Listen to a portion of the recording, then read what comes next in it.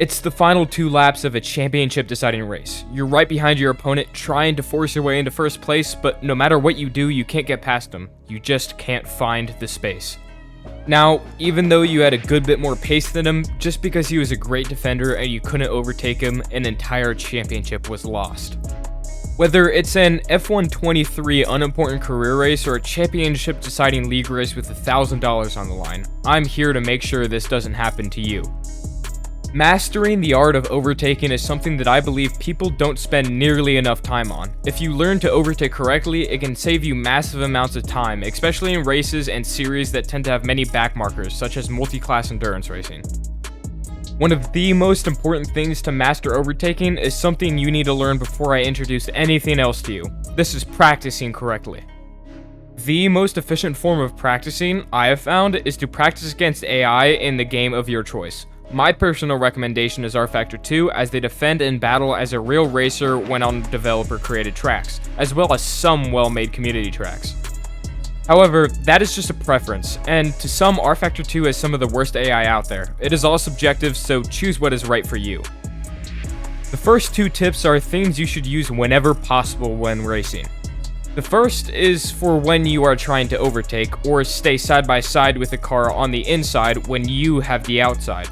I do not recommend trying to overtake from the outside, however, sometimes it must be done, or maybe you need to hold the outside line so you may have the inside on the next corner. When you are on the outside, you should always try to force the inside car as close to the inside as possible.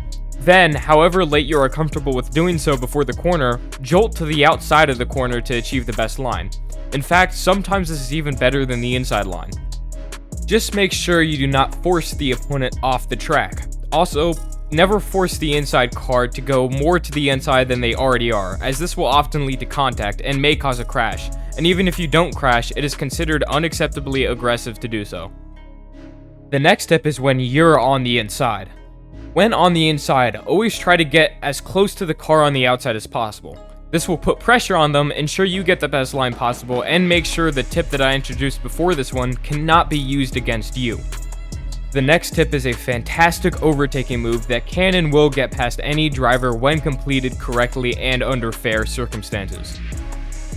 To perform this pass, stick toward the outside line before you get side by side with the car you want to overtake. Then, as late as possible, before the break point of the corner, switch back to the inside line and overtake. This is one of my personal favorite overtaking moves. However, it is important to be mindful of 3 things.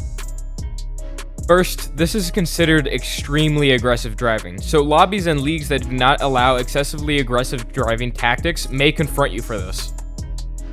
The second is that due to being considered aggressive driving, any incident that occurs during this move will almost always be blamed on the overtaker. The third is to make sure that the driver you are overtaking seems to know what they're doing. If you perform this move on an amateur, they may become panicked and not know what to do, resulting in a crash. These tips are some of the most important, however, the techniques of overtaking are limitless, and often can only be found when you are looking for them. So when you are practicing, make sure to add overtaking to your agenda. If you found this information useful, it would mean a lot to me if you could like and/or subscribe, and will ensure that you do not miss any more videos like this. Thank you all for watching, and I'll see you in the next one.